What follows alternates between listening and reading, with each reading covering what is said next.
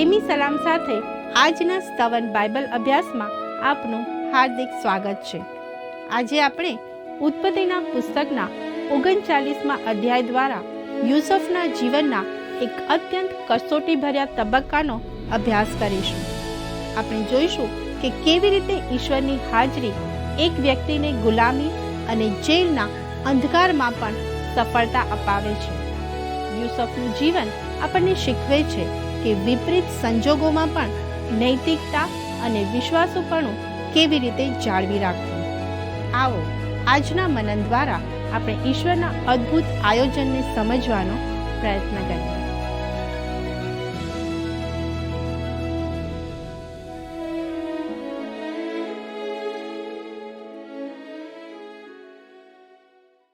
વહાલા દર્શક મિત્રો, આવો આજના અભ્યાસમાં આગળ વધતા ઉત્પત્તિ 39 કલમ 1 વાંચીએ।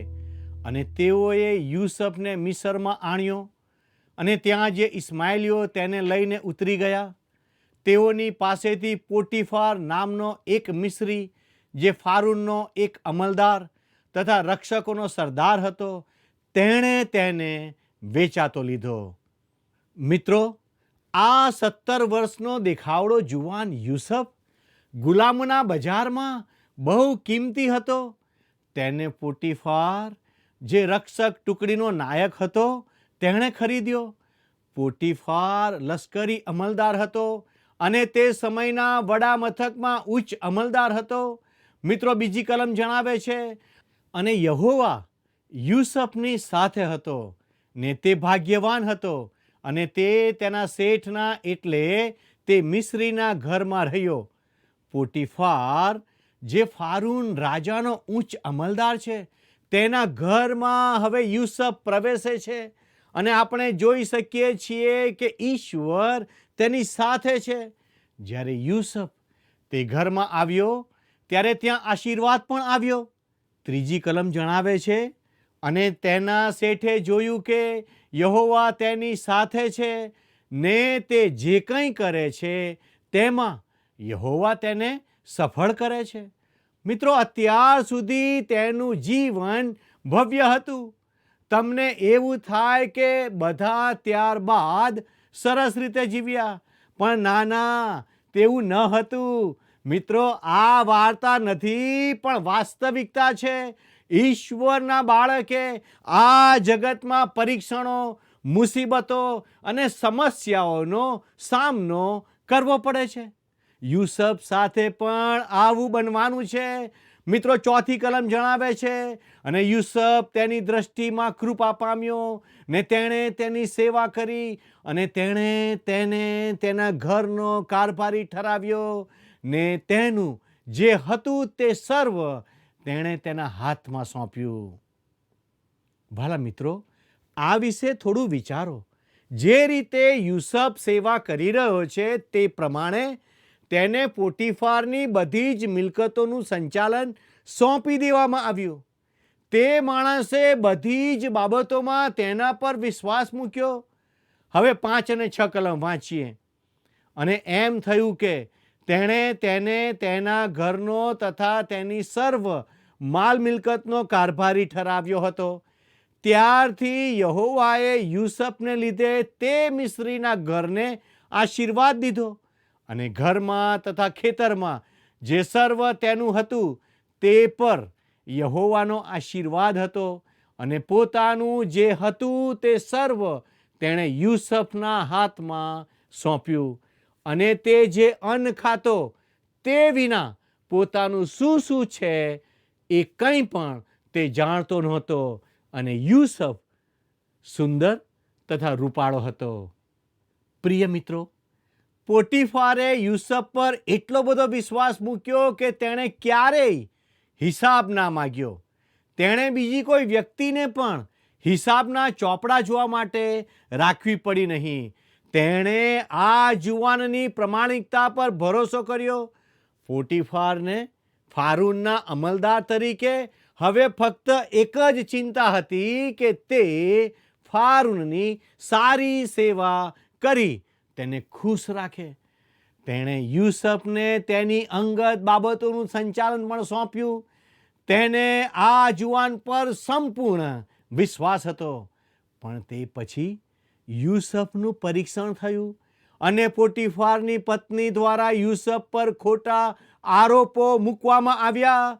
કલમ 7 જોઈએ. અને ત્યાર પછી એમ થયું કે તેના ધણીની સ્ત્રીએ યુસુફ પર કુદ્રષ્ટિ કરી અને તેને કહ્યું, મારી સાથે શું? પોટીફારે તેનું ઘર યુસુફને સોંપી દીધું હતું. દરેક બાબત તેના અખત્યારમાં હતી. યુસુફ જ્યારે કામમાં વ્યસ્ત હતો ત્યારે પોટીફારની પત્ની પણ તેની વિરુદ્ધ કાવતરું ઘડવામાં વ્યસ્ત હતી. વાલા દર્શક મિત્રો, યુસુફ આકર્ષક દેખાતો હતો. મિત્રો, શક્ય છે કે પોટીફાર વૃદ્ધ હોય અને તેની પત્ની જુવાન હોય, કારણ કે તે સમયની પ્રણાલિકા અનુસાર વૃદ્ધ માણસને જુવાન પત્ની હતી. તેથી પોટીફારની પત્ની યુસુફને લલચાવવાના પ્રયાસો કરે છે. 8 અને 9 કલમ જણાવે છે, પણ તેણે ના કહી ને તેના શેઠની સ્ત્રીને તેણે કહ્યું, જો ઘરમાં મારા હવાલામાં શું શું છે તે મારો શેઠ જાણતો નથી, ને તેનું જે સર્વ છે તે તેણે મારા હાથમાં સોંપ્યું છે. આ ઘરમાં મારા કરતાં કોઈ મોટો નથી અને તેણે તારા વિના બીજું કંઈ જ મારાથી પાછું રાખ્યું નથી, કેમ કે તું તેની સ્ત્રી છે. માટે એવું મોટું કુકર્મ કરીને હું દેવનો અપરાધી કેમ થાવ? વાલા દર્શક મિત્રો, તમે જોયું, આ જુવાન માણસ આ બધામાં પણ ઈશ્વરની સેવા કરે છે. જ્યારે તે મિસરમાં જાય છે ત્યારે તે બાબિલની જેમ પ્રતિમાઓથી ભરપૂર દેશ હતો. તે પ્રતિમાઓના દેશમાં યુસુફે તેના જીવનની સાક્ષી અને ઉચ્ચ નૈતિક ધોરણ જાળવી રાખ્યા.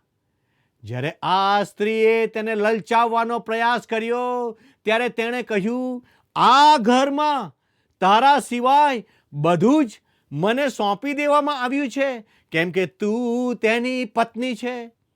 ભાલા મિત્રો, યુસુફ લગ્ન વિશે કેટલો ઉચ્ચ દ્રષ્ટિકોણ ધરાવે છે તે જુઓ. ઈશ્વરે સમગ્ર માનવજાતને લગ્ન સંબંધ આપ્યો છે. મારા દર્શક મિત્રો, જ્યારે માણસ તેના લગ્નના વચનોને ધિક્કારે છે ત્યારે તે ઈશ્વરને ધિક્કારે છે. જે માણસ લગ્નનું વચન તોડે છે તે ઈશ્વરને આપેલું કોઈ પણ વચન તોડી શકે છે. આ નોંધવું રસપ્રદ છે કે જે વ્યક્તિના અવિશ્વાસુપણાને કારણે છૂટાછેડા થયેલા છે તે સામાન્ય રીતે ઈશ્વરથી પણ જેટલો દૂર જઈ શકે તેટલો દૂર જાય છે. વાલા મિત્રો, અહીં યુસુફ ઈશ્વર તરફ દ્રષ્ટિ કરે છે. તેનો દ્રષ્ટિકોણ કેટલો ઊંચો છે, કારણ કે તે જીવિત ઈશ્વરની સેવા કરવા માંગે છે.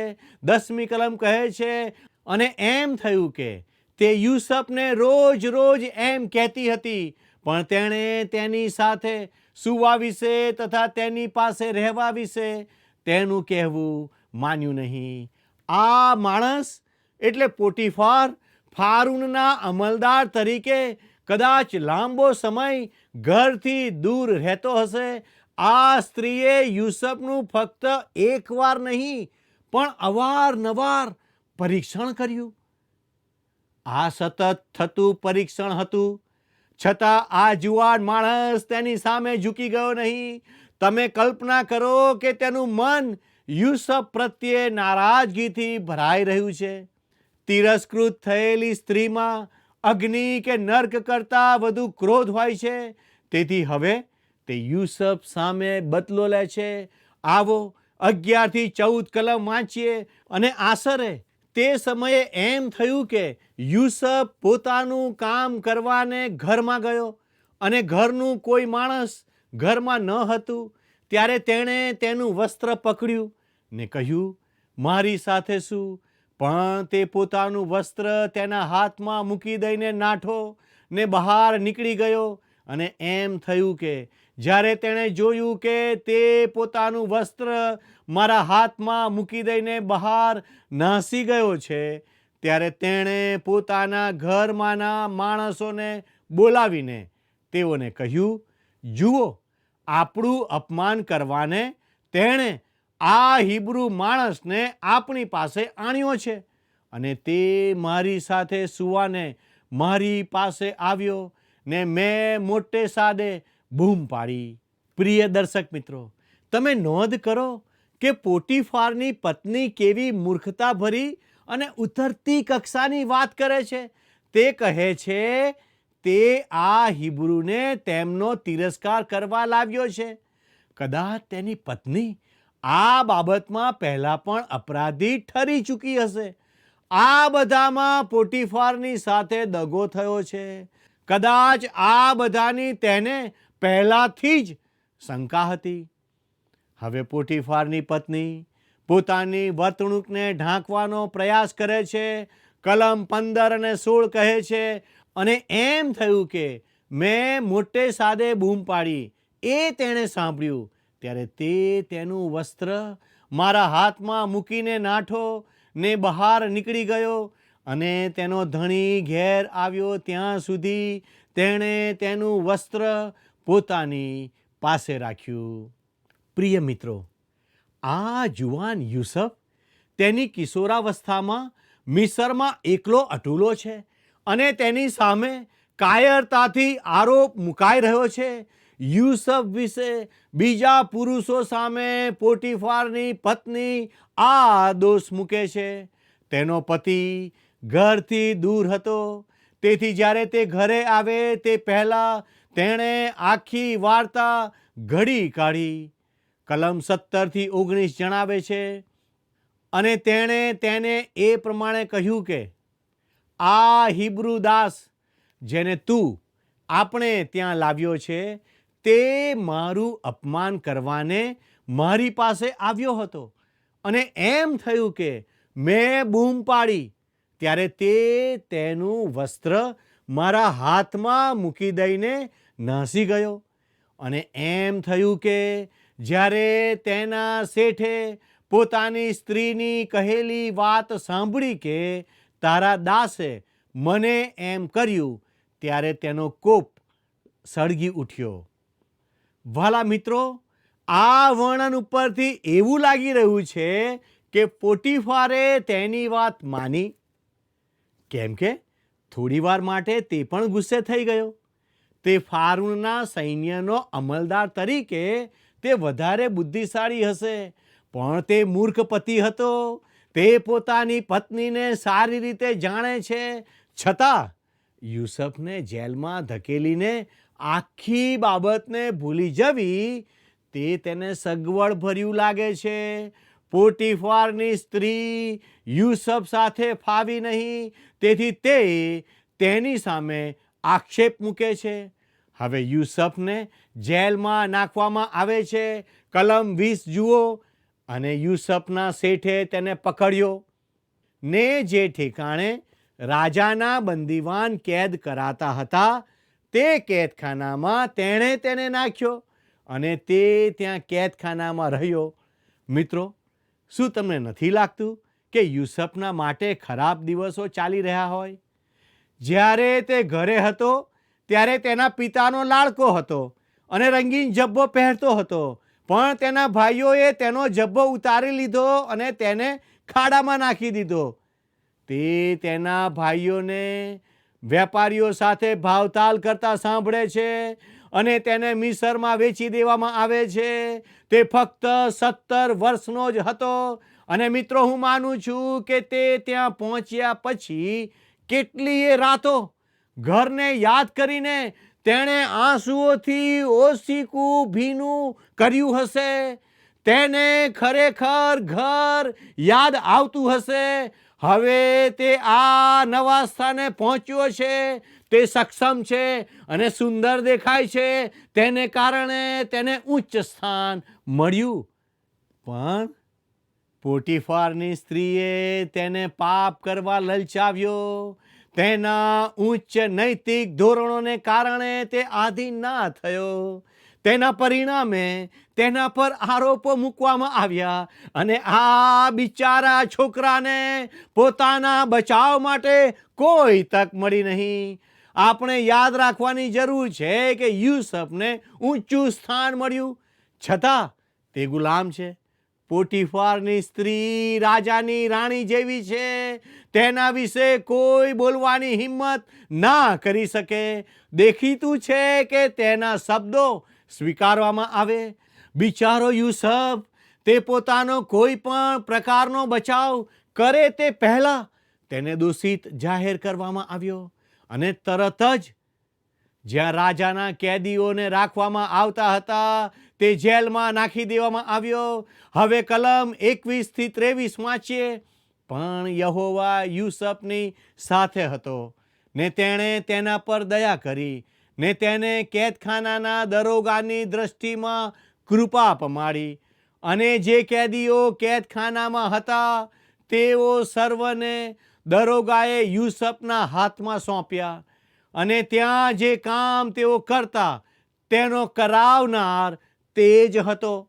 અને કેદખાનાનો દરોગો યુસુફને સોંપેલા કોઈ પણ કામ પર દેખરેખ રાખતો નહોતો, કેમ કે યહોવા તેની સાથે હતો અને તે જે કંઈ કામ કરતો તેમાં યહોવા તેને ફતેહ પમાડતો.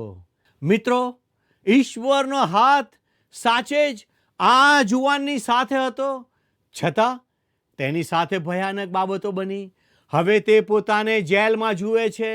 આ નિરાશાજનક લાગે, પણ રસપ્રદ બાબત એ છે કે ઈશ્વર યુસુફની સાથે હતા. જો કે જેમ બીજા ધર્મપિતૃઓને ઈશ્વરે દર્શન આપ્યું તેમ તેને દર્શન થયું નથી, છતાં તે તેની પર દયા રાખે છે. સૌથી પહેલા જેલના ઉપરીને તે ગમે છે અને તે તેના પર વિશ્વાસ મૂકે છે. જો કે યુસુફ ખૂબ આકર્ષક જુવાન હતો અને તેનામાં ભરપૂર શક્તિઓ હતી, તેમ છતાં જો ઈશ્વર તેની સાથે ના હોત તો તે બધું શૂન્ય થઈ ગયું હોત. ઈશ્વર તેની સાથે હતા અને તેને દોરવણી આપતા હતા. આ બધા અનુભવો આ જુવાનના જીવનમાં હેતુ સિદ્ધ કરવા જઈ રહ્યા હતા. યુસુફ આશાવાદી અને ઉત્સાહી હતો.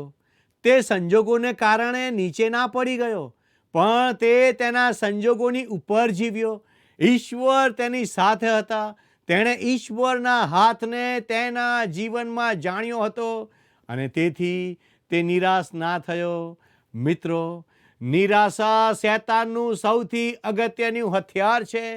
નિરાશા અને નિષ્ફળતા. આ જુવાન તેના બધા જ સંજોગોમાંથી સફળતાથી પસાર થયો છે. હિબ્રુ 12:11 જણાવે છે, કોઈ પણ શિક્ષા હાલ તરત આનંદકારક લાગતી નથી, પણ ખેદકારક લાગે છે, પણ પાછળથી તો તે કસાયેલાઓને ન્યાયપણાના શાંતિદાયક ફળ આપે છે. પ્રિય મિત્રો, સાચે જ પ્રભુની શિક્ષા આ જુવાનના જીવનમાં કસાયેલાઓને ન્યાયપણાના શાંતિદાયક ફળ આપવાની હતી. યુસુફની વાત યાદ અપાવે છે કે દરેક માણસની પોતાની કિંમત હોતી નથી. શૈતાન કહે છે કે તેની પાસે છે, પણ ઘણા બધા માણસો છે જેમને શૈતાન ખરીદી શક્યો નથી. યુસુફ તેઓમાંથી એક છે. અય્યુબ અને પ્રેરિત પાઉલ પણ એવા હતા. શૈતાન માણસ જાતને ધિક્કારે છે, પણ આવા કેટલા બધા લોકો છે જેને શૈતાન ખરીદી શક્યો નથી. શું તે ઈશ્વરની ઈચ્છા છે કે યુસુફ જેલમાં રહે? હા મિત્રો, તેના માટે તે આવશ્યક છે કે તે ત્યાં રહે. તેના કારણો આપણે હવે પછીના અધ્યાયમાં જોઈશું. મિત્રો, 37મા અધ્યાયમાં આપણે યુસુફ અને પ્રભુ ઈસુને સરખાવવાનું શરૂ કર્યું હતું. ચાલો આપણે વધુ સરખામણી કરીએ. યુસફને તેના જ ભાઈઓએ વેચી દીધો અને પ્રભુ ઈસુને પણ તેમના જ ભાઈઓમાંના એકે વેચી દીધા. યુસફને 20 ચાંદીના સિક્કા માટે વેચી દેવામાં આવ્યો. પ્રભુ ઈસુને 30 ચાંદીના સિક્કા માટે વેચી દેવાયા. ભાઈઓએ યુસફને મારી નાખવાનું કાવતરું ઘડ્યું, એમ જ ભાઈઓએ પ્રભુ ઈસુને મારી નાખવાનું કાવતરું ઘડ્યું. યુસફને ખાડામાં ફેંકી દેવામાં આવ્યો, તે ત્યાં મરી જાય. પ્રભુ ઈસુને વધસ્તંભે જડવામાં આવ્યા. યુસફને ખાડામાંથી બહાર કાઢવામાં આવ્યો. પ્રભુ ઈસુને ત્રીજે દિવસે મરણમાંથી ઉઠાડવામાં આવ્યા. યુસફ તેના પિતાને આધીન રહ્યો. પ્રભુ ઈસુ તેમના પિતાને આધીન થયા. યુસફની તેના ભાઈઓએ મસ્કરી કરી. જ્યારે તેમણે તેને આવતા જોયો ત્યારે તેમણે કહ્યું, જુઓ, પેલો સ્વપ્નપતિ આવે છે. પ્રભુ ઈસુના ભાઈઓએ પણ તેમની મસ્કરી કરી. યુસફના ભાઈઓએ તેને સ્વીકારવાની ના પાડી અને પ્રભુ ઈસુના ભાઈઓ એટલે યહૂદીઓએ તેમનો સ્વીકાર કરવાની ના પાડી. તેમણે યુસફને મારી નાખવા મસલત કરી. આપણને કહેવામાં આવ્યું છે કે પ્રભુ ઈસુને મારી નાખવા તેમણે મસલત કરી.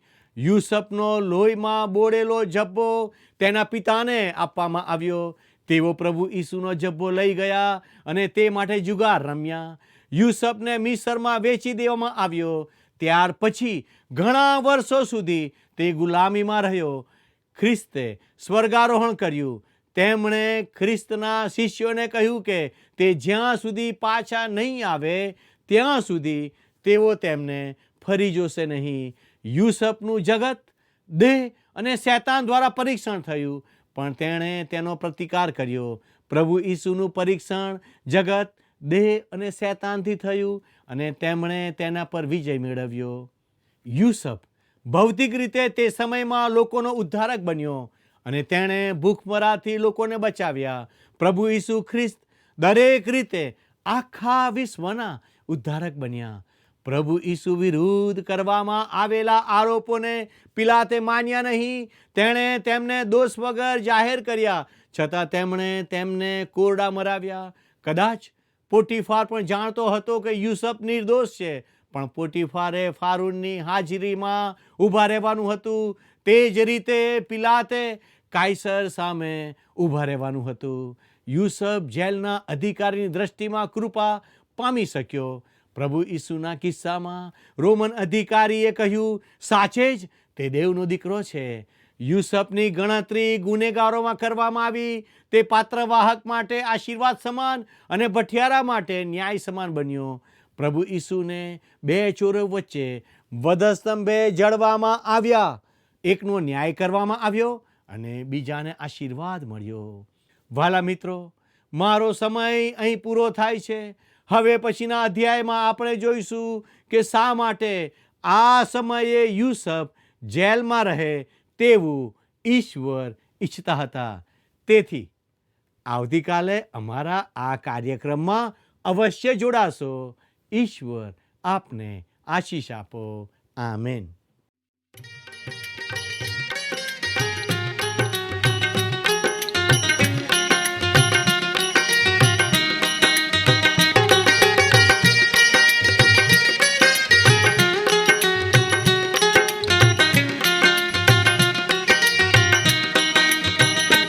जग तारकना गुण गा कथ गुण तेना मानता प्रभु ईसुना गुण गा कथ गुण तेना मानता जग तारकना गुण गा कथ गुण तेना मानता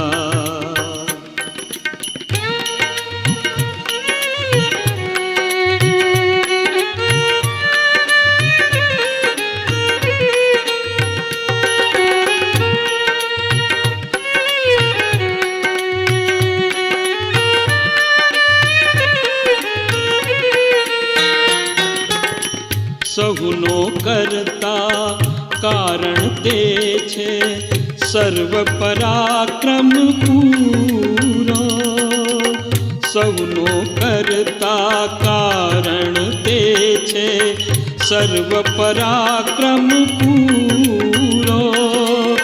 શોધક બોધક જે જગમાં છે, શોધક બોધક જે જગમાં છે, સહુનો યત્ન અધૂરો અકથ ગુણ તેના માનતા.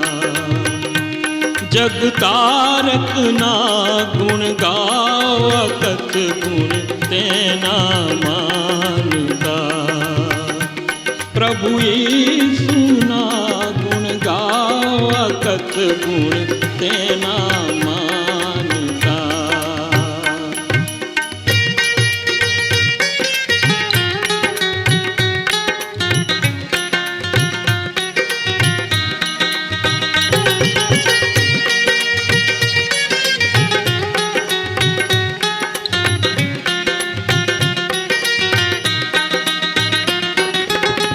જગત્રાતા તમ દીન દયાળુ, માનવ દોષ મટાડો.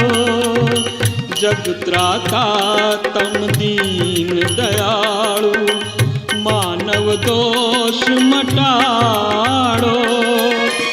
માફ કરો અપરાધ અમારા, માફ કરો અપરાધ અમારા.